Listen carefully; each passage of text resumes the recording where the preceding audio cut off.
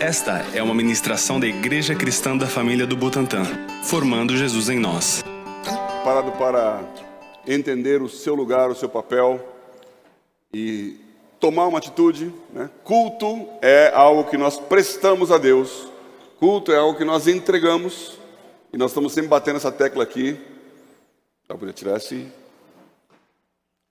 É algo que nós tiramos sempre como algo que temos para dar a Deus e não buscamos receber de Deus. E esse sinal foi trocado há muito tempo e em muitos lugares. Nós estamos aqui fazendo força aqui na igreja para a gente entender o papel de um culto. A palavra culto quer dizer isso, né? Nós prestamos culto, não assistimos cultos.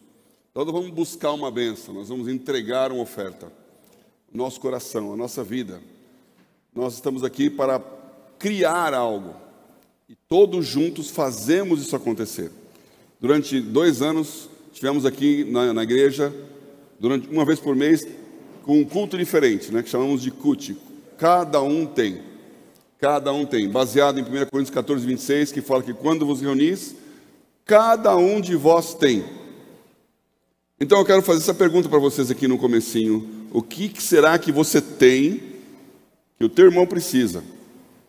O que é que você tem que Deus quer usar para o propósito dele com todos? Porque não creio que Paulo estava se equivocando quando disse isso aí. Quando vos reunis, cada um de vós tem. E aí ele coloca salmo, doutrina, revelação, língua, interpretação. E pede para fazer isso tudo com ordem. Esse versículo é complicado para muita gente. Primeiro porque a maioria das pessoas não entende que tem. Ela vê a igreja como o lugar onde ela vai buscar e não entregar. E não está errado você pensar na igreja como o lugar onde você vai buscar. A igreja é um hospital? Sim. Jesus disse que veio para os que estavam doentes, não para os que estavam sãos. A igreja é um centro social? Sim. Porque nós temos a mesa da comunhão aqui e todos aqui participam dela. A igreja é um centro de recreação, sociabilidade, comunhão, festa. Sim, até porque também isso, a igreja primitiva se reunia partindo o pão, né, nas casas e no templo. Então comunhão, relacionamento, que é o que nós fazemos em nossas pequenas famílias aqui todas as semanas. A igreja também é um quartel, onde todos nós estamos sendo adestrados como soldados de Cristo para uma guerra, para cumprir um propósito, para performar uma missão. A igreja é o corpo de Cristo. E assim como você é um corpo que tem múltiplas funções, você tem a hora de dormir, a hora de comer, a hora de se alegrar, de descansar, a hora de trabalhar, para um propósito, que é o propósito da sua vida, a razão pela qual você existe. E eu espero que você não exista para sobreviver. A função da sua existência na terra não seja ganhar mais um dia a cada dia, chegar ao final do dia. Você tem um papel, um propósito. Para isso você come, descansa, se alegra, tem relacionamento com as pessoas, para atingir o propósito de Deus. Qual é o propósito de Deus com a sua vida? Hoje eu tive, inesperadamente, a oportunidade de conversar com uma enfermeira no hospital, né? Aliás, eu vim de lá para cá, meu filho está lá no hospital. E está tudo bem, graças a Deus, mas cirurgia de emergência. Enfermeira, 17 anos de trabalho naquele hospital, mais um tempo antes no HC, e ela muito feliz, muito alegre, toda uma enfermeira como se deve, né? Coloca você à vontade, está lá, positiva, né? Falei, e aí, tudo bem? Quantos PCR você já fez? Ela falou, só um. Falei, só um? Uau! As enfermeiras aqui fizeram dezenas já, né? Todo mundo. Ela disse, olha, eu passei um primeiro semestre apavorada com a Covid. Cheguei a tomar banho de máscara. tão... Chegar em casa, foi tomar banho e esqueceu de tirar a máscara. Eu vi que tinha um negócio aqui, falei, uau. Muito ansiosa, achando que tudo ia acontecer para matar alguém, né? E ela falou, eu nunca vi tanta gente morrendo assim, porque é uma enfermidade que tem matado muitas pessoas, nesse ano aqui especificamente. Mas ela falou, mas assim, agora eu já descobri que é uma doença, não é uma praga. Então, tem que tratar como doença. Tem o remédio, tem o tratamento, tem a prevenção. E eu estou aqui para isso. O papel dela, a função dela. Então, eu fiquei pensando nisso, né? Na hora em que você descobre a sua vocação, na hora que você descobre o seu papel, a sua função, você vai correr o risco por causa dela. Se você está no seu emprego por causa do dinheiro que ele te dá, então é sobrevivência. Você está simplesmente tentando ganhar mais um dia na sua vida. E é o que as pessoas aí, mais filosofia, ou na política, ou na batalha do capitalismo do trabalho, chamavam de mais-valia, né?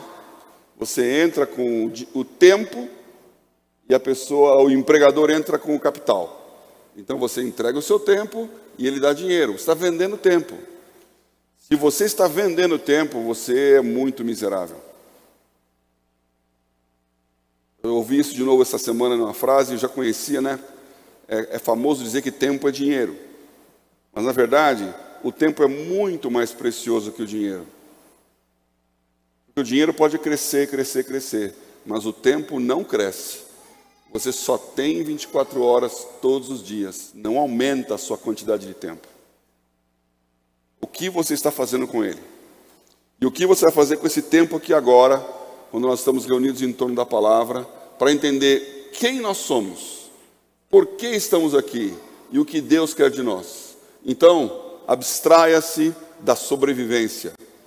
Fique um pouco mais longe dos interesses dos outros que querem cooptar o seu tempo com capital ou com domínio, que é pior ainda, que é o escravo, né? Eu também estou vendo muitas palestras sobre economia nesses dias aí, que também estou falando, estou ouvindo, né? Então, essa semana conversei muito sobre um princípio de matemática e economia que chama a regra de Pareto, o princípio de Pareto, que no século XVIII, XIX foi descoberto isso, que 80% das coisas acontecem devido a 20% das causas. Isso acontece em todas as áreas, em botânica, química, nos relacionamentos humanos. 80% da renda vem de 20% das pessoas. Então, aqui na igreja, se for olhar o dízimo e oferta, 20% das pessoas dão 80% do total. E 80% das pessoas dão 20%. Muita gente dá pouco, pouca gente dá muito. E assim na vida, em todas as áreas. Esse é um princípio que é bem difícil de entender, mas é verdadeiro. Agora, também é verdade que na população mundial, né, 80% das nações, das pessoas, estão contribuindo com 20% da riqueza, ou seja, são os pobres, e 20% são os ricos. Mas isso não é um Pareto, não. Alguns séculos atrás, antes do próprio capitalismo, 92% da riqueza estava concentrado em 1,5% da população. Os nobres, os reis, os senhores feudais, os ricos concentravam mais de 90% da riqueza. Isso tem sido amenizado e distribuído. Como que você faz para entender, então, o seu papel em ganhar, produtizar o seu tempo e distribuir, não reter a riqueza? Como fazer isso? Como fazer para render mais e dar mais? A Bíblia fala algumas coisas sobre isso. Nessa semana eu estava pensando sobre um versículo que veio à minha cabeça muitas vezes, e várias pessoas vieram falar comigo, né? Uma delas muito especial, que falou: olha, esse versículo aqui para você esse dia, era o versículo que eu estava pensando.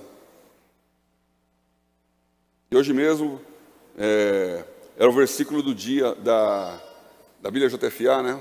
Tem a meditação do dia, era o versículo de hoje, é o versículo que meu filho pegou para falar, no momento lá, de crise que ele estava vivendo, que tem a ver com o Salmo, que é o Salmo mais conhecido da Bíblia. Então você já sabe de que Salmo eu estou falando. E também é, portanto, um desafio, porque em falar e pregar sobre esse Salmo, parece chover no molhado, porque eu acho que tantas pregações já foram feitas sobre esse Salmo. Mas quando eu fui olhar com esse olhar que eu estava pensando essa semana, e eu fui dar uma pesquisada no que se falava sobre ele, confesso que eu não vi nenhuma falando o que eu vou falar hoje para vocês aqui. Então tem coisas que obviamente vamos repetir, porque não quero inventar coisas novas, e tem muita gente que já fez muitos bons estudos, mas tem um ponto que é para nós hoje aqui. Tem uma oração que é para você que está assistindo agora. Tem algo que é para o momento que nós estamos vivendo, e que tem a ver com a nossa condição e capacidade de prestar culto. Por isso que culto não é um estudo bíblico que você aperta o play, em qualquer momento você pode assistir aquele estudo bíblico. Há maravilhosos preletores, há grandes expositores, há muito material na internet, e você pode estudar à vontade, escolher os melhores pregadores, muito melhores do que eu. Você não precisa vir aqui no Butantã às 18 horas para ouvir uma palavra boa sobre a Bíblia. Tem gente bem melhor falando sobre isso aí. Também tem piores. O Pareto funciona também nessa história. Mas o que diferencia você estar aqui é que você está participando de um culto. E esse é um ato vivo. E Deus está nesse lugar mexendo conosco de uma maneira única. Então não haverá outro culto igual a esse. Não haverá outra oportunidade como essa. E não haverá outra maneira de Deus tocar no seu coração como essa aqui. Tanto para os que estão presentes nesses lugares passados e mascarados, quanto para os que estão em casa aí. E também é uma coisa que muita gente penou para entender nessa pandemia, que o culto não é físico, o culto é espiritual, e portanto ele acontece digitalmente. Você que está sentado em seu sofá aí, pode, não vou dizer que está, pode também prestar culto do mesmo jeito, na mesma comunhão, no mesmo espírito. Então, baixa o barulho aí, pede para a criança ir para o cultinho, não vá tanto ao banheiro, foca naquilo que nós estamos fazendo, se coloca diante de Deus, parecemos um corpo prestando culto. Eu queria ler o texto com vocês aqui, queria ler na voz do pastor Cornélio, já virei fã do Cornélio aqui, esse salmo que é o mais famoso da palavra de Deus, que é o Salmo 23.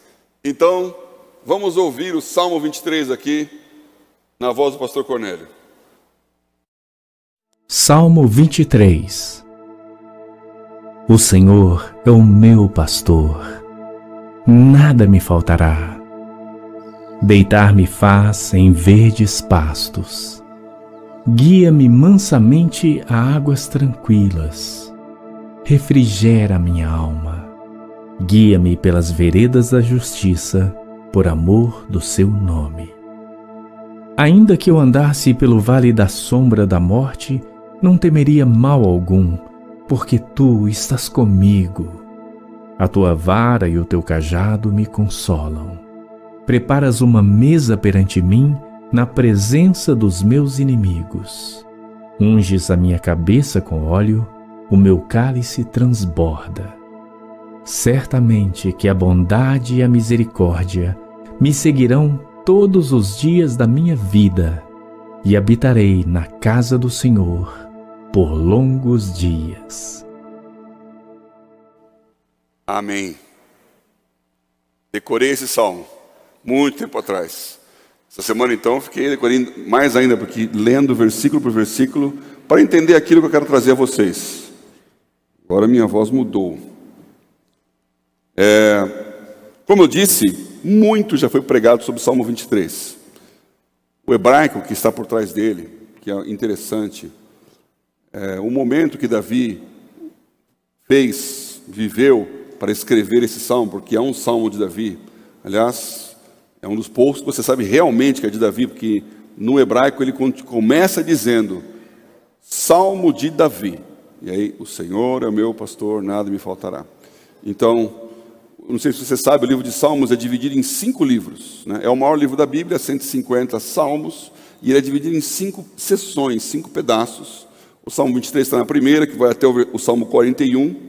Cada uma dessas seções termina com uma doxologia e tem mais ou menos um foco. Então, essa primeira parte do livro de Salmos fala sobre cânticos de louvor, cânticos de adoração. A palavra salmos quer dizer isso, louvor, adoração. Então, esse é um cântico de adoração que Davi está falando, e é uma poesia tremenda, que ficou famosa porque, em termos literários, é uma obra-prima mesmo, o que ele escreveu ali.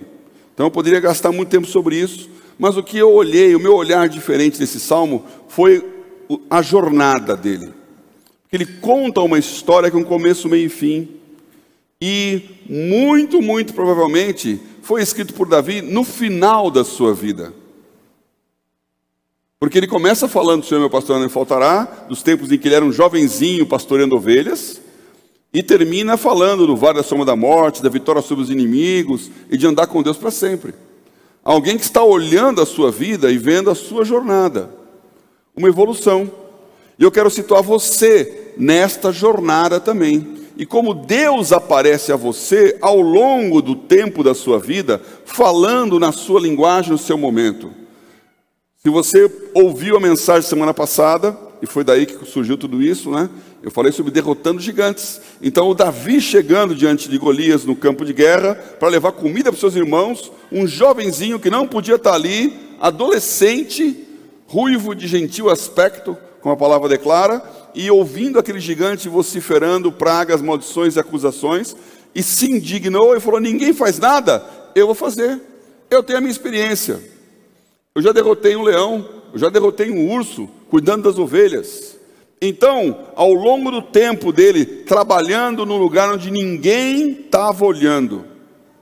Se você for buscar na internet aí, as imagens de ovelhas lá em Israel, na Palestina, até hoje assim, e eu preguei sobre isso também no nosso Réveillon aqui, os pastores na madrugada, cuidando das ovelhas em Belém. Belém, cidade de Davi, ele era de lá. Então, pastores cuidando de ovelhas, não é uma coisa muito sensacional. Não é uma profissão que as pessoas desejam. Pelo contrário, sobrava para os menores. O Davi era o mais jovenzinho, tinha que cuidar das ovelhas. Quando ele vai lá dar comida aos seus irmãos na guerra, o pai manda ele ir até a guerra, os seus 3 irmãos mais velhos estavam na guerra ali para enfrentar o Golias, e ele começa a conversar com as pessoas, o irmão mais velho dele, Eliabe, olha ele e fala: o que você está fazendo aqui, ô garoto? Quem está cuidando daquelas ovelhas perdidas lá no deserto? Quem que você deixou cuidando lá? O que você está fazendo aqui? Por quê? Porque não era um lugar de gente importante, ele ia ficar lá no fundão mesmo. Quando Samuel vai ungir um novo rei, e Deus fala: vai na casa de Jessé, porque o filho dele vai ser rei. O Samuel fala com Jessé e fala: oh, pois não, é hoje mesmo. Chama os filhos, não chama o Davi. Ele está lá nas ovelhas, lá cuidando do nada. Portanto, se você hoje está numa posição aparentemente desprezível, ou fazendo algo que ninguém está vendo, se você está na casa das máquinas da sua empresa, você está na burocracia do seu trabalho, não diga: não está acontecendo nada, porque você está aprendendo a matar gigantes, você está aprendendo a matar ursos, leões, você está aprendendo a louvar a Deus em todas as circunstâncias e situações. É um trabalho rotineiro chato, e ovelha, a gente glamoriza muito pelo cristianismo a ovelha, né? O cordeiro é Cristo, maravilha. Você já passou meia hora como ovelha? Não é essa maravilha toda não, viu? Rodrigo falou aqui no hora do dízimo sobre as pessoas darem mais valor para os cachorros do que para o ser humano, né, nas ofertas. Um cachorro, ele é muito mais importante que uma ovelha mesmo. É mais inteligente, é mais relacional. A ovelha é um animal meio burro. Se você deixar, ela vai fazer bobagem. Precisa de sempre ficar ali cuidando, porque ela não tem raciocínio, não tem inteligência, anda em bando, vive com medo, morre de medo de tudo. Realmente, dá para entender porque crente é ovelha.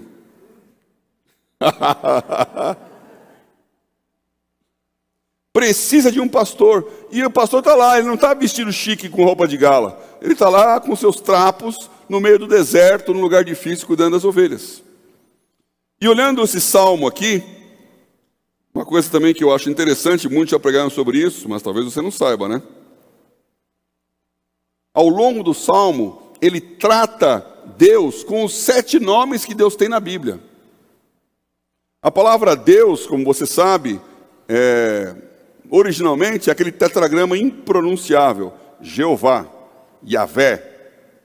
São 4 letras que a gente não sabe nem como se pronuncia, porque o judeu não poderia pronunciar, não poderia falar o nome de Deus. Então, quando ele vai falar de Deus, ele chama por algum adjetivo. E tem 7 nomes de Deus no Velho Testamento. E ao longo desse salmo, esses nomes são colocados. Aliás, o primeiro deles é este salmo que dá. E quando fala, o Senhor é o meu pastor, está lá, Jeová é o meu pastor. Então, um dos nomes de Jeová é pastor, que é Roi em hebraico. Então, Jeová Roi é o meu pastor. Para vocês saberem, ele continua falando, nada me faltará. Jeová Jiré é o Deus da provisão. Nada vai faltar. Nada vai faltar. Essa palavra Jeová Jiré apareceu com Abraão, quando Isaac pergunta a ele, cadê a ovelha? Cadê o cordeiro para fazer o sacrifício? E ele fala, o Senhor proverá. Então ele diz, Jeová Jiré. Então o nome de Deus, Deus vai prover. E aqui, nesse salmo, aparece Jeová Jiré. Depois tem, guia-me mansamente às águas tranquilas, que é Jeová Shalom. Shalom quer dizer paz. O Deus da paz. Espera um pouquinho, não entra no salmo ainda não. Jeová Shalom. E essa palavra aparece com Gideão a primeira vez. Quando aparece um anjo para ele, ele fica apavorado quando ele vê Deus, e o anjo fala, paz seja convosco, fique em paz. E aí Gideão fala, eu sei que o Senhor é um Deus de paz. Jeová Shalom. Então, quando continua aqui, fala, refrigera a minha alma. Jeová Rafá, o que cura, o que sara. E esse nome aparece a primeira vez também em Êxodo, quando o povo está lá no deserto, nas águas amargosas, e Moisés clama a Deus, que transforma aquela água para que eles possam beber, e para que eles não morram. Então Deus sara o povo, e aí então Moisés declara, o Senhor é um Senhor que sara. Jeová Rafá. No Salmo continua, ele fala, guia-me pelas veredas da justiça. E um dos nomes de Deus é justiça. Sidequeno. É o Jeová justo, que aparece na Bíblia um pouco mais tarde lá, no livro de Jeremias, capítulo 23, onde ele fala que Deus é um Deus de justiça. Mais para frente ele fala, mas tu estás comigo. Jeová Shammah, que também é o nome que Ezequiel coloca pela primeira vez, o nome de Deus, Deus como presença. E o último, que tem a ver com o que nós vamos falar bastante hoje aqui, é Jeová Nissi. Jeová Nissi significa que o Senhor é a nossa bandeira. E a bandeira é o estandarte, é aquilo que nos cobre, é o que nos dá a vitória. E esse termo Jeová Nissi surge quando Moisés está lá com as mãos estendidas e o povo ganhando a guerra contra os amalequitas, ele abaixa e o povo perde, e aí então Deus dá a vitória, quando ele é sustentado com as mãos pelos seus discípulos ali, Josué e os demais. Então, Jeová Nissi, vitória contra os inimigos, que é onde eu quero bater hoje aqui com vocês. Então você vê, um salmo interessante esse, né? Os 7 nomes de Deus dentro do Salmo 23. Provavelmente escrito no final da vida, olhando o histórico, a jornada que Davi teve ao longo do tempo. Alguns dizem até que ele escreveu isso num momento de dificuldade, de luta lá, quando o filho dele estava lutando, Absalão queria tomar o trono, ele teve que fugir de Jerusalém, sair correndo. Mas eu quero ler aqui então os versículos, aí eu vou gastar versículo por versículo, para você entender esse momento de Deus na sua vida e a construção dessa jornada, desde o jovenzinho que está lá cuidando das ovelhas que o pai mandou, até o rei que se tornou o maior rei de Israel, que expandiu a nação para a sua maior expansão territorial e preparou o caminho para a fase mais brilhante de Israel, que foi a fase onde Salomão reinou. Então, vamos lá, Salmo 23. Põe aí o versículo 1. O Senhor é o meu pastor, nada me faltará. Eu percebi que nessa jornada, os 3 primeiros versículos estão falando de coisas internas, de questões tuas como cristão, coisas que você precisa ter, ser, sentir, coisas que têm que ser arrumadas. E quando a gente chega com Deus, a gente chega desarrumado. Quando a pessoa chega na igreja, chega destruída. Se você for pensar, o que mais se faz na vida cristã é tentar consertar as besteiras que você já fez no passado. Todos os seus pecados deixam consequências. E como geralmente as pessoas só se voltam a Cristo quando já tentaram todas as demais coisas, então ela vem com um casamento destruído. Ela vem com uma série de vícios, como nós falamos aqui da nossa fazenda, conviver. Ela vem com amor ao dinheiro, aos prazeres. Ela vem com um desejo de se dar bem na terra, e Deus é uma ferramenta. Ela vem doente, porque na hora do hospital você está lá recebendo qualquer tipo de oração.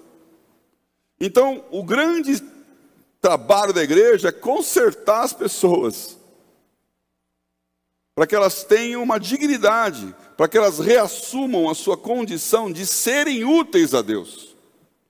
Deus escolheu as coisas que não são para confundir as que são. Então, não tenha nenhuma preocupação que você precisa ser um PhD para ser útil para Deus. Não, mas você precisa ser tratado por Ele, para estar na posição de ser usado por Ele. Então tem que ser curado. E ele começa aqui: nada me faltará. O Senhor é meu pastor, nada me faltará. Os mais apressadinhos, os mais adeptos da teoria da prosperidade, já vão pensar aqui: então Deus é meu pastor, nada me faltará. Senhor, a Ferrari de cada dia nos dai hoje. Né? Muita gente chega diante de Deus achando que encontrou a lâmpada mágica do Aladim, que vai esfregar lá, fazer os desejos. Muita gente dá o dinheiro pensando no retorno. São investidores espirituais. Não vou dizer que não tem fé. Muita gente interpreta os versículos de uma maneira errada.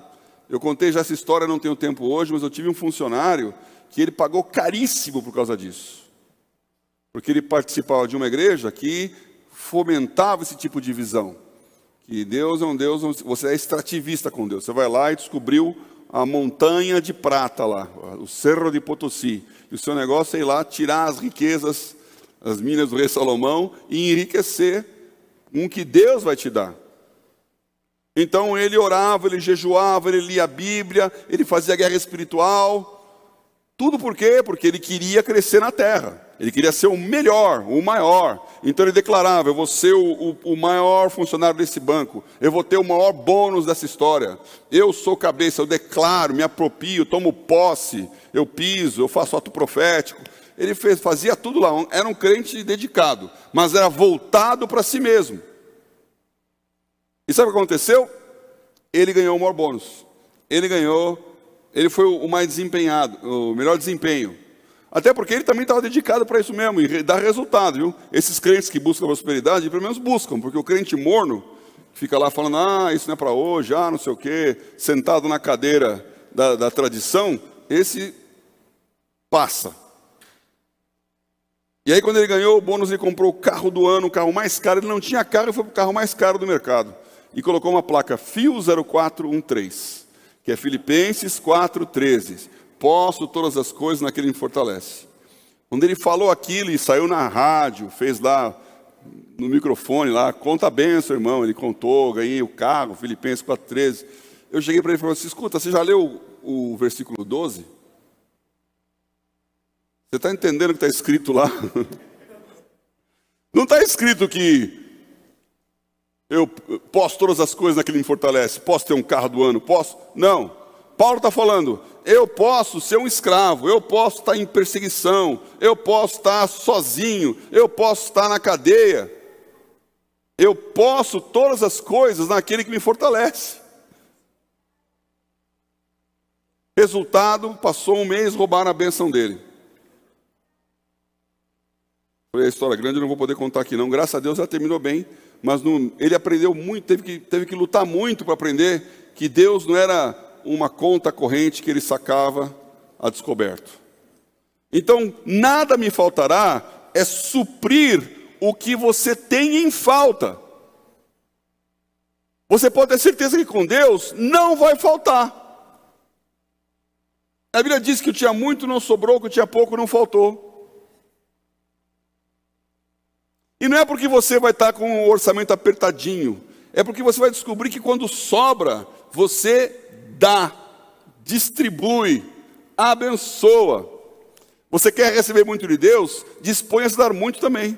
Porque quem dá muito, recebe muito. Você quer ser um canal de bênção? Já pregamos sobre isso tantas vezes aqui. Então um canal é o que entra, sai. A sua área molhada tem que ser pequenininha. A área molhada é quanto o canal absorve para si mesmo. Na hora em que ele encharcou, tudo que entra, sai. Então eu desejo para você, em 2021, que você se encharque logo. Que encha rápido a sua cota. E esse é o piso e o teto. Que você logo declare qual que é o seu piso, que é o nada me faltará. Porque menos do que isso vai faltar. E Deus não quer que você tenha um problema na sua dignidade. Mas mais do que aquilo vai sobrar, e o que sobra transborda. Então, o versículo 1 fala do seu passado. Quando você chegar aqui nessa casa, você vai ser curado para entender que tem um Senhor, que é Jeová, e que Ele é seu. Este salmo ele é pessoal. O Senhor é o meu pastor. Você não está numa multidão.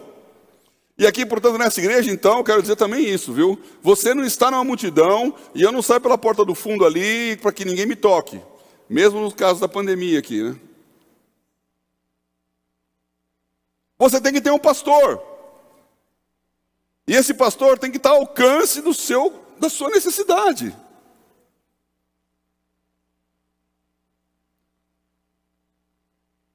Acabo sempre falando mais da família aqui, né? Então, estava lá na nossa emergência médica com meu filho, aí chegou a mensagem lá, da dona Terezinha, orem pelo Nelson. Ele está num momento de crise, precisa de ajuda também. Mesma coisa. Aí o Paulo André falou, vamos orar pelo Nelson? Vamos orar. Então, no quarto do hospital, vamos orar pelo Nelson. Puxa, eu fiquei pensando, isso é um sentimento pastoral. Não estou orando para que o Senhor olhe a minha situação. Você está falando, olha a situação dele. Abençoa a vida dele. Cuida dele. Alguém tem que ser o seu pastor. E você tem que falar, o Senhor é o meu pastor, nada me faltará. Então, o seu passado vai ser consertado. Aí o versículo 2 diz, deitar-me faz em verdes pastos. Põe o versículo 2 aí. Deitar-me faz em verdes pastos, guia-me mansamente a águas tranquilas. É uma imagem que você pensa assim, né? Um verde, né? Um regato, um riacho. É bonito isso aí. Raro lá em Israel. Onde Davi estava, não tinha essa situação não. Então, para poder chegar no verde espaço, na água tranquila, você tinha que andar. Como se dizia lá em Israel, se diz aqui hoje, você tem que camelar, porque tem que ir de camelo mesmo, né? No meio do deserto. Então, para chegar nesse lugar de refúgio, para chegar nesse lugar de descanso, para estar vivendo uma situação onde tem comida, bebida e paz, e a Bíblia diz isso, tivemos o que comer, com que nos vestir, cobrir, estejamos contentes. Mais uma vez, Deus não está mandando você ser medíocre no resultado. Ele está dizendo, fique feliz com a manutenção, porque o que vier a mais é absoluto lucro. E eu quero que venha muito a mais. Eu não sou medíocre na hora de pedir, não. Bênção, ela é recalcada, sacudida, multiplicada para um propósito. Então não seja tímido naquilo que Deus pode dar a você. Mas não pense que é alma, come, bebe, folga e vamos construir celeiros maiores, porque louco, esta noite pedirão a tua alma.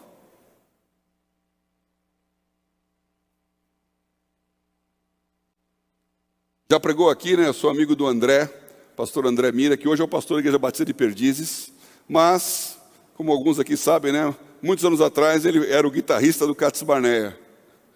E quando fez essa música, né? Não se pode dormir em 20 camas numa noite. Extra, extra.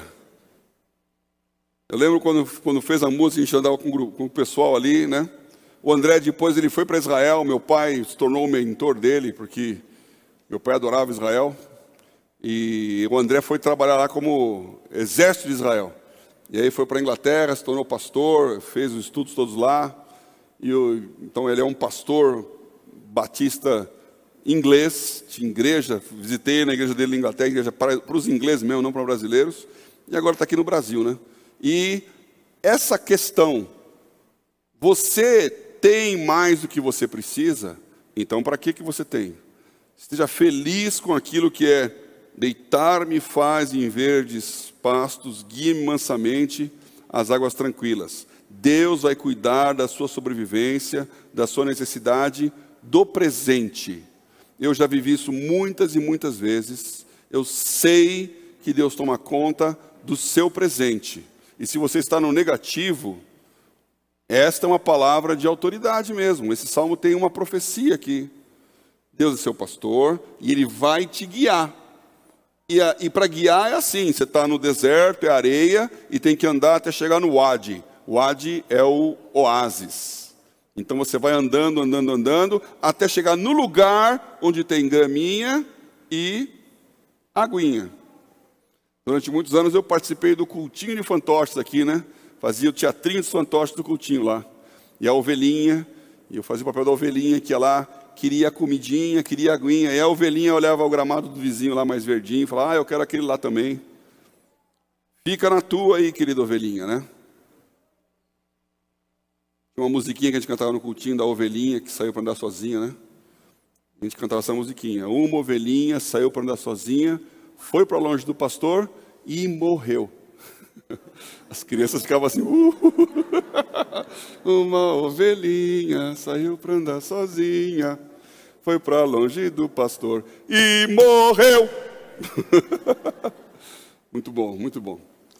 E aí, o pastor tem que levá-la para pastos verdejantes. Você precisa ter uma palavra de alguém que entende o caminho para você sobreviver no meio da dificuldade. E aí começa, então falamos do passado, falamos do presente, né? Aí começa o seu futuro. Tem um futuro próximo aqui, o versículo 3, ele fala do bem-estar, né, e da justiça. Põe aí o versículo 3, Salmo 23, 3, melhorou. Refrigera minha alma, guia-me pelas veredas da justiça, por amor do seu nome. Então já começou a mudar o foco. Eu para ele. Refrigera minha alma nessa cura que é o Jeová Rafá. Mas guia-me pelas veredas da justiça. A primeira coisa que você precisa aprender, depois você está tranquilo, com a barriguinha cheia, com a saúde em dia, com o cuidado, você tem que aprender a andar num caminho justo, num caminho reto. Guia-me pelas veredas da justiça significa, faça a coisa certa. E aí, fazer a coisa certa vai te dar a impressão que você vai perder o que você já conquistou. Porque se você fizer o que é certo, você vai perder dinheiro. Se você fizer o que é honesto, você vai se prejudicar. Você vai acabar pondo em risco a estabilidade da água, da pastagem, da paz e do cuidado. Porque quando a gente começa a ganhar, a gente fala para Deus, daqui para frente eu sei. Porque agora eu vou precisar mentir, eu vou precisar ser egoísta, eu vou precisar pensar mais em mim do que no outro. Então, guia-me pelas veredas da justiça por amor ao seu nome. É assim, não é porque Deus, não é por causa de você, é porque você está aí para honrar o nome de Deus. E a justiça de Deus tem que acontecer, não a sua justiça. Nós chegamos na igreja desejosos de executar a nossa justiça. Um dia eu vou crescer, um dia eu vou ficar forte, e nesse dia eu vou matar o meu inimigo. Aquele cara que me humilhou, aquele cara que me pisou, eu vou acabar com a raça dele. Mas não é você que faz isso. É Deus que faz isso, como nós vamos ver logo aqui na frente. Mas para que Deus faça isso, para que Deus execute a justiça dele na sua vida, você precisa aprender a não executar a sua justiça e a andar nos caminhos, nas veredas da justiça de Deus. Não é fácil. Alguns anos atrás, eu estava na Vila Mariana ainda, mas nem tinha o Butantã, então bons anos atrás, né?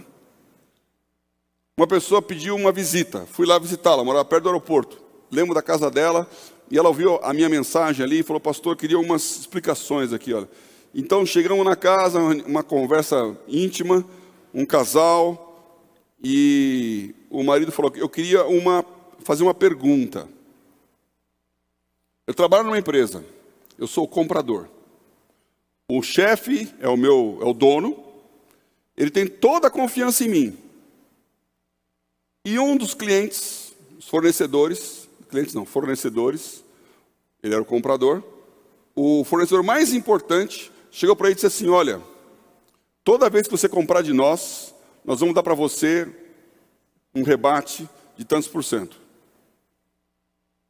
Fica entre nós isso aqui, não precisa contar para ninguém. Quando você comprar da gente, você vai ganhar além daquilo que é o preço, a gente por fora vai pagar para você. E ele veio me perguntar, falou: pastor, esse cliente é bom, ele é um bom produto, o preço dele é bom, é um bom preço. Se eu não quiser, eu não compro. Mas se eu for comprar dele, eu vou ganhar 10%, ou tantos por cento lá. Isso é pecado? Aí ele fez aquela pergunta, ficou me esperando a minha resposta, né? E óbvio que ele está querendo que eu dissesse assim: não, irmão, isso é uma bênção. Isso aí é a mão de Deus na sua vida. Porque as pessoas querem que o pastor chancele a sua própria justiça. Aí eu falei: olha, eu não vim aqui para te julgar, e eu também não vim aqui para dizer o que você vai fazer na sua vida. Agora você fez uma pergunta, eu vou fazer uma outra pergunta. Se o seu patrão descobrir que você está ganhando por fora, ele vai achar que você é um excelente funcionário que está fazendo melhor para a empresa? A outra pergunta é: esse cara que está te pagando, ele está dando dinheiro dele, porque ele é teu amigo? Ou ele está dando dinheiro da empresa? E quando ele dá o dinheiro da empresa, o que ele fala para o chefe dele? Olha, aquele cara é muito bonzinho, merece a nossa ajuda? Ou ele vai dizer: esse cara está no papo, estamos pagando e vamos conseguir? Vereda da justiça. Aí a mulher dele fez uma segunda pergunta para mim, falou: pastor, também queria fazer uma pergunta. Nós estamos aqui casados, mas nós não estamos casados oficialmente, porque eu sou uma viúva e eu recebo a pensão do meu marido. E se nós casarmos, eu vou perder a pensão. Então a gente não casou no civil, mas diante de Deus e tal, estamos aqui. Nós estamos em pecado? E aí eu fiquei pensando: coitado desse casal, né? Lá se vai mais uma renda.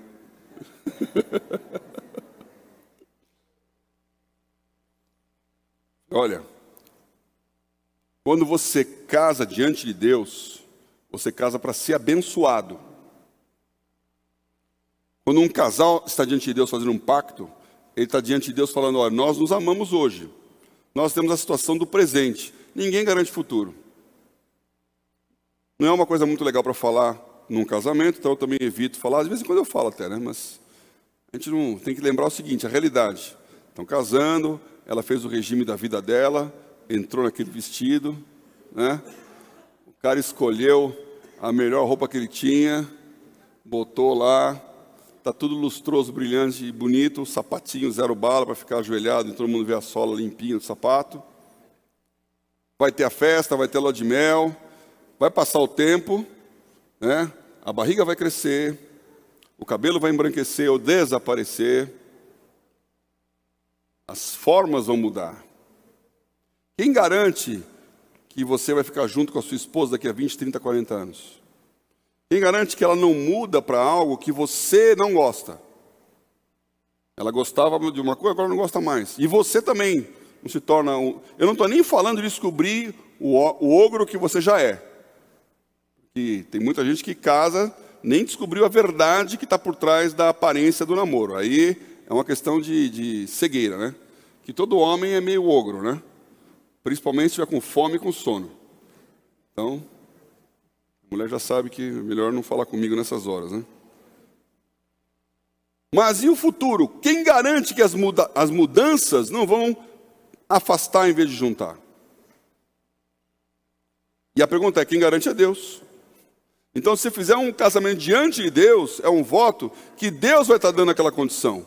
E você está investindo em alguém que está dizendo, eu conheço o futuro, eu conheço todas as coisas, eu sei guiar vocês para que vocês não se separem, porque o desejo de Deus é que seja um só até o fim.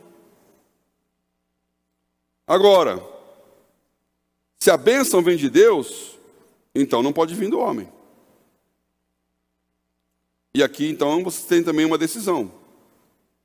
Você quer garantir um salário e não vai ter uma bênção espiritual, porque na igreja, nós não vamos casar você sem ter o casamento civil. Então você não vai ter a bênção do casamento porque você não tem o civil. Você não tem o civil porque você não quer perder o dinheiro. Agora, então, essa é uma escolha que você tem que fazer. E orei com ele, saí dali e pensei, Deus, tem misericórdia dessa família, né? Mas eu não posso falar uma coisa diferente do que eu creio, que são as veredas da justiça. Eu devia parar aqui a conversa, porque aí ficaria mais firme aqui. Mas o que aconteceu foi que passou um tempo, aquele irmão procurou e falou, pastor, pensamos muito, choramos muito, aquela noite foi dura, mas nós resolvemos encarar. Então, eu cheguei para o meu chefe e falei, chefe, ó, o funcionário aqui daquela empresa, assim, assim, assado, fez essa oferta, tem mais 10% aqui, não sei a porcentagem que era. E eu falei então para ele que quando ele fizer isso, ele pode baixar o preço mais 10% e faz por dentro. Nós vamos comprar mais barato ainda, porque ele vai nos dar um desconto que ele dá para mim e dá para a empresa. Aí o chefe ficou para a cara dele com aquela cara assim, de onde veio esse cara, né? Como é que é? Você o quê? E quando ele ouviu isso, sabe o que o chefe fez? Deu um aumento para ele. Aumentou o salário dele porque ele era um funcionário fiel. Foi abençoado por dentro e não por fora. A mulher chegou lá no INSS e falou, olha, queria dizer que meu marido morreu, mas eu já me casei de novo, então estou avisando aqui que meu status não é mais viúva, eu sou casada. E aí ele falou, ah, não, a lei mudou, agora você continua com a sua condição mesmo casada. Ela estava sofrendo sem precisar. Então, é resposta boa essa aí, maravilha, porque é um belo testemunho. Tudo deu certo. Mas e se não tivesse dado certo? Andar na vereda da justiça é antes de saber que Deus vai dar. É a oração de Mesaque, Sadraque e Abdenego para Nabucodonosor. Fica sabendo, ó rei, que nós não vamos nos ajoelhar nessa estátua. E o nosso Deus tem poder para nos livrar dessa fornalha. Mas se não livrar, está tudo em casa. Quando vem o milagre, a bênção é grande. Mas você não fez contando com o milagre. Você fez porque Deus é Deus. Versículo 4. Pode botar aí.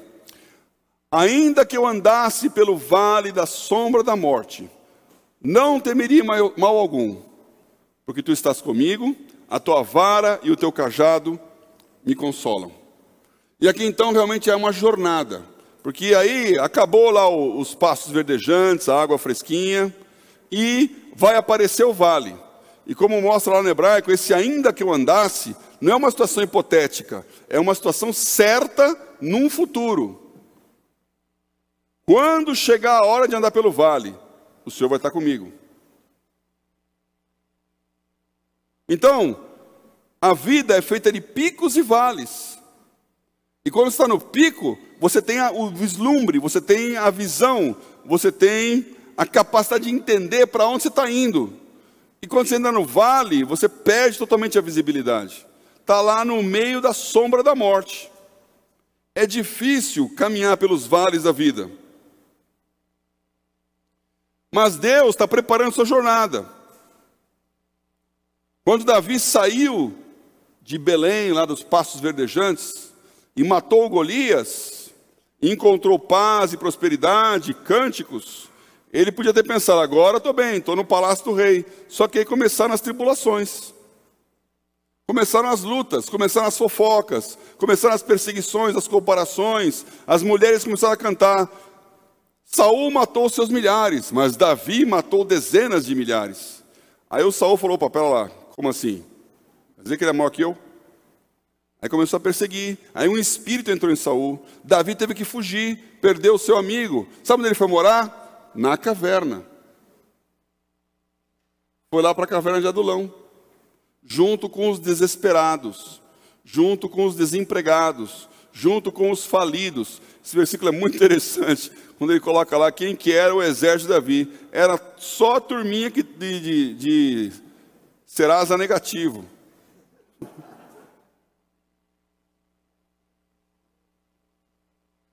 E não tinha para onde ir, foi para a caverna lá junto com Davi.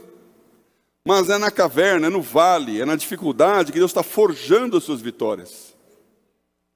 Então, irmãos, eu sei que é difícil passar por vale, mas é ali que você aprende a expectativa da dor, a expectativa da morte, vale da sombra da morte. Então, a sombra está chegando, você fala, vou morrer, vou morrer. E aí você tem que lembrar o que está escrito aí. Ainda que eu andasse pelo vale da sombra da morte, não temeria mal algum. Então, você não tem que ter medo na hora da dificuldade. Os cristãos querem que a dificuldade não apareça. E o que Deus faz é tirar o seu temor quando ela aparecer. E eu quero dizer que depois de tantos anos, eu já estou mais ou menos calejado. Então, para dificuldades que antes eu tremia, hoje eu não tremo mais. Agora aparecem umas maiores aí, e eu falo, essa aqui eu não sei não. Então tem sempre um negócio que eu estou ali aprendendo. Porque de fé em fé e de glória em glória. Mas eu já sei que Deus vai cuidar de algumas coisas. Tem horas que vem uma dificuldade que você dá até risada. Falou, de novo essa aqui? Mas essa aqui eu já passei lá faz tempo. Isso aqui Deus vai cuidar de letra. Deus vai cuidar. Deus vai cuidar. Então essa fé inabalável é a fé de que eu sei em quem tenho crido, estou bem certo que é poderoso. Esse vale faz parte. Esse ano passado foi um ano de vales. Nós estamos saindo agora para a correção. E, como falam na história das ovelhinhas, quando passa pelo vale, né, as ovelhas vão em linha reta andando lá no desfiladeiro, tem várias fotos delas andando em linha reta, o pastor na frente, né? A vara e o cajado. Porque aquela vara serve para você corrigir, né? Dar uma chegada na ovelha quando ela está tentando ir para o lado lá, burramente ir para o lado errado. E o cajado, com aquela forquilha na ponta, aquele gancho, para resgatar, né? Aquela imagem clássica do pastor, pegando a ovelha no penhasco, né? E puxando, aquele cajado, pegando ela pela barriga e trazendo. Então o instrumento de trabalho do pastor é correção, proteção. A tua vara e o teu cajado me consolam. E essa consolação é nesse sentido. Então, Deus corrige o filho que ama. Deus ampara na necessidade. Você tem uma vara e um cajado próximos. Por isso, se você está sem pastor, está sem vara e sem cajado, está andando a seu bel prazer. Há uns anos atrás surgiu uma foto de uma ovelha que ficou perdida há um tempão aí, e quando acharam, ela era imensa, né? Um negócio, não sei quanta lã tinha ali, sofrendo, porque aquele animal precisa ser tosqueado. Quando ela fica com aquela lã e vai para os caminhos aí que não dá para entrar, vai batendo os ramos, os espinhos, as tranças, ela vai ficando presa nos seus galhos. Precisa de um pastor para tosquear. E tosquear é rasgar o pelo mesmo. Então, para fazer a lã, o pastor tem que tosquear a ovelha. Ele não está matando a ovelha, mas ele está fazendo-a mais produtiva e está cuidando dela. Mas eu queria falar aqui, chegamos ao meu ponto, é nesse versículo 5. Preparas uma mesa perante mim, na presença dos meus inimigos. Unges a minha cabeça com óleo, e o meu cálice transborda. Essa é uma palavra para nós essa noite aqui. E eu entendi isso vividamente alguns anos atrás, quando um missionário na Palestina, um palestino que se converteu, né, Miguel, ele veio na igreja uma vez, né, e é um testemunho fantástico do Miguel. Ele era um terrorista palestino, na faixa de Gaza, que se converteu. Ele se converteu na Argentina. Ele já estava num nível lá de terrorismo em que Israel já tinha descoberto ele já tinha sido preso, torturado, um monte de coisa. E ele foi então expulso de Israel. E ele então, com o dinheiro do Hamas lá, criava células terroristas no mundo. E veio para a Argentina para financiar o terrorismo islâmico na Argentina. Anos e anos atrás, lá no governo Menem. E aí, lá tinha um seminário batista, tinha lá um culto que ele passava na porta e o pessoal estava cantando, é uma história comprida, ele se converteu ali. E quando ele se converteu, entendeu quem era Jesus, falou, vou pregar para os meus irmãos na Palestina. Voltou para a Palestina para pregar de Jesus.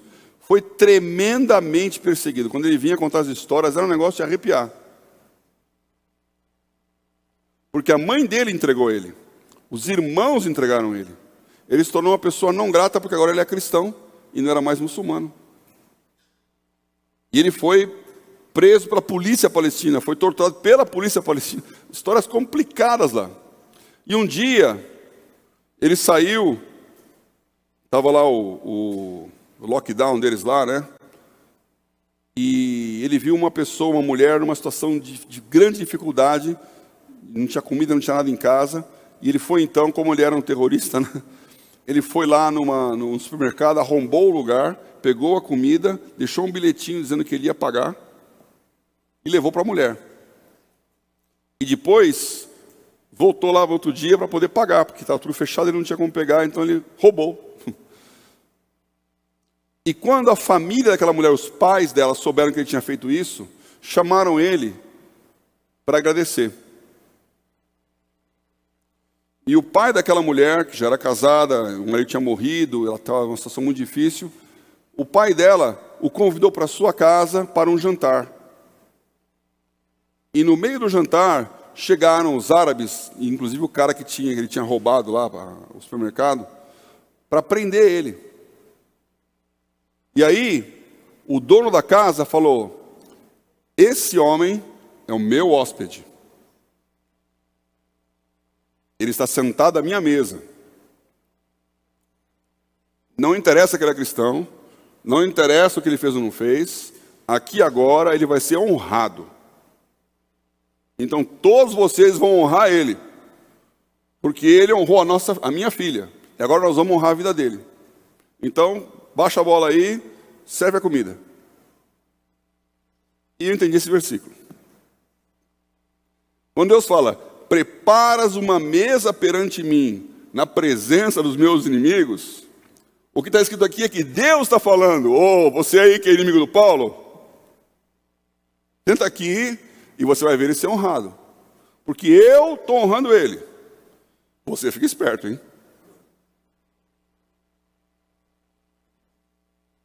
Essa história que eu contei no começo, desse jovem que tinha lá um carrão Filipenses 0413, esse rapaz passou muitas e muitas dificuldades. E ele chegou para mim e falou, eu já contei aqui para os mais antigos da igreja, conhecem essa história. Ele falou, ele não me chamava de pastor, chamava de Paulo, que era o diretor do banco lá. Ele falou, Paulo, eu preciso de dinheiro emprestado, eu vou ter que vender o carro, porque é uma história comprida, ele comprou um outro carro para provar para o diabo que tinha perdido a benção. Só que ele comprou outro carro, já não tinha mais o bônus para pagar, então ele se endividou, e aí ele foi lá ouvindo profecias e tal, entrou numa dívida monstro. Ele chegou para mim e pediu dinheiro emprestado para poder, enquanto estava vendendo o carro, ele ia pagar os credores e com a venda do carro ele ia me devolver.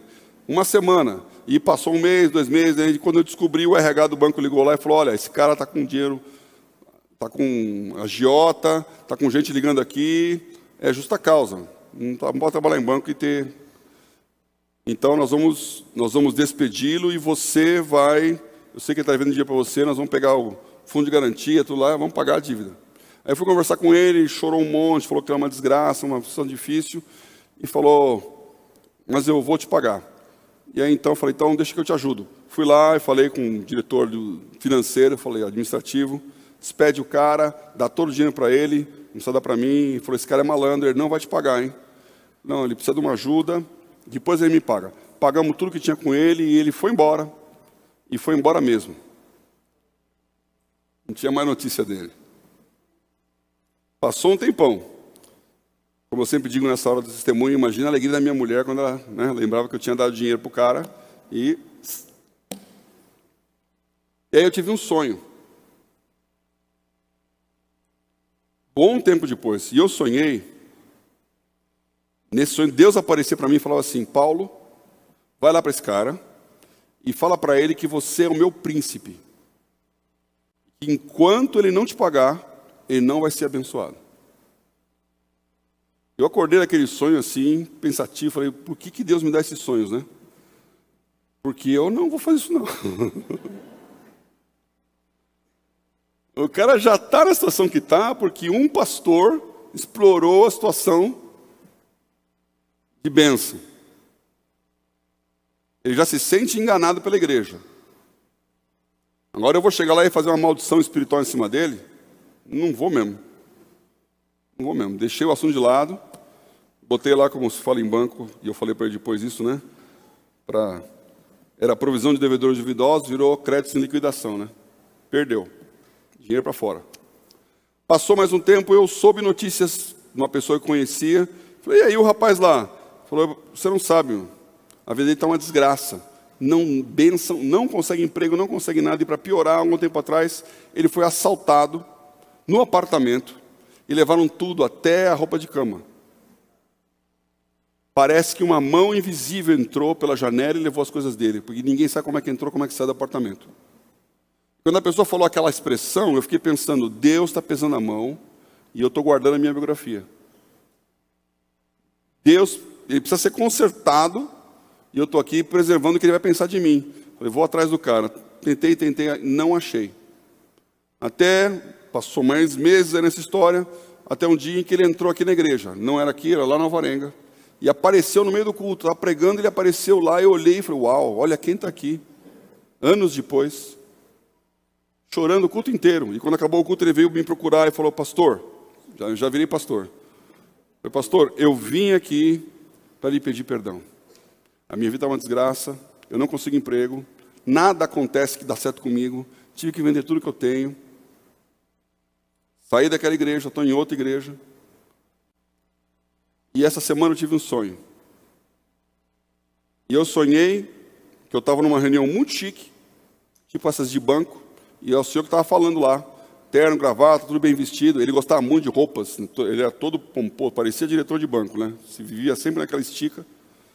E nesse sonho ele estava de bermuda e chinelo. Então ele estava envergonhado pela roupa dele, e ele olhou para aquela situação e falou, preciso sair daqui, eu não quero ficar aqui. Aí quando ele foi saindo, Deus falou com ele, o Paulo é o meu príncipe. Enquanto você não pagar, você não vai ser abençoado. Aí quando ele falou aquilo, ele estava chorando, eu comecei a chorar também. Eu falei, uau, que Deus me dá um sonho para ele. Preparas uma mesa perante mim na presença dos meus inimigos. Quando Deus toma a sua causa, Ele vai tomar a sua causa.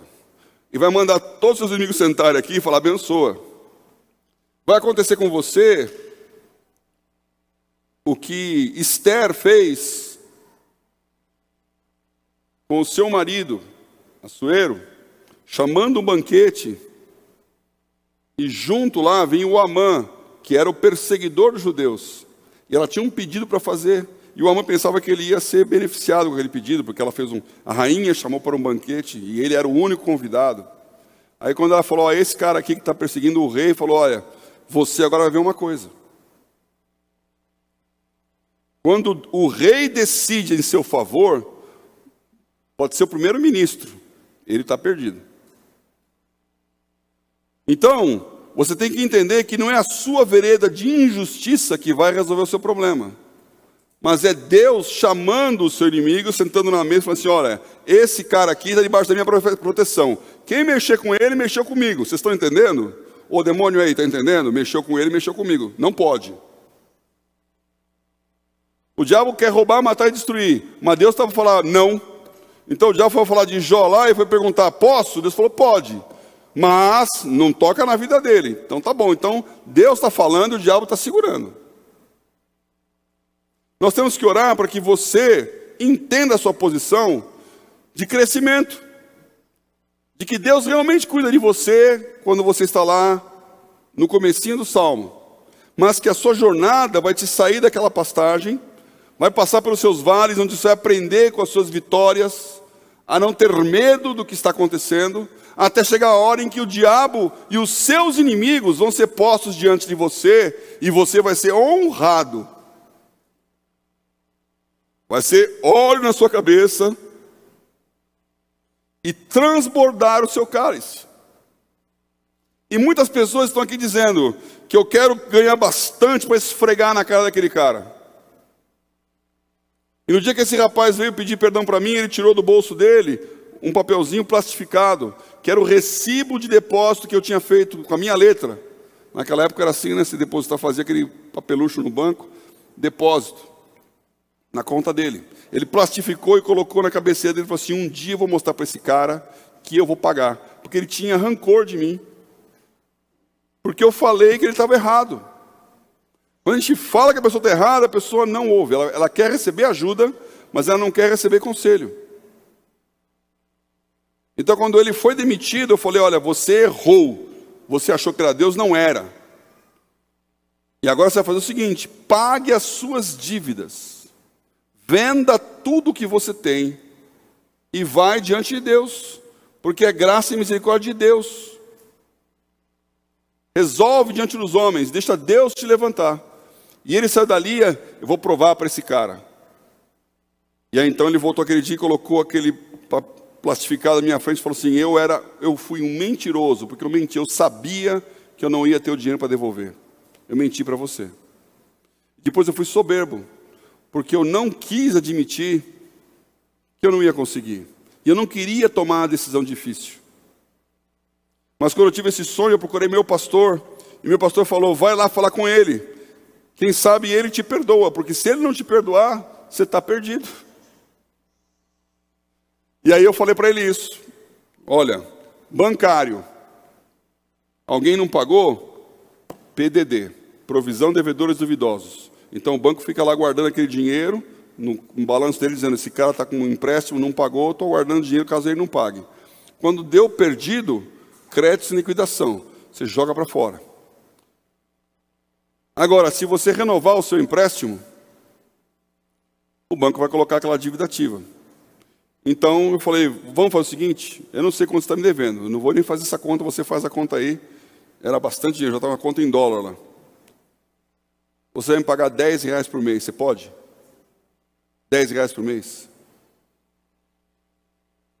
Mas não fale, porque nós vamos falar aqui diante de Deus, que você está me devendo, mas está em dia, porque está me pagando R$10 por mês.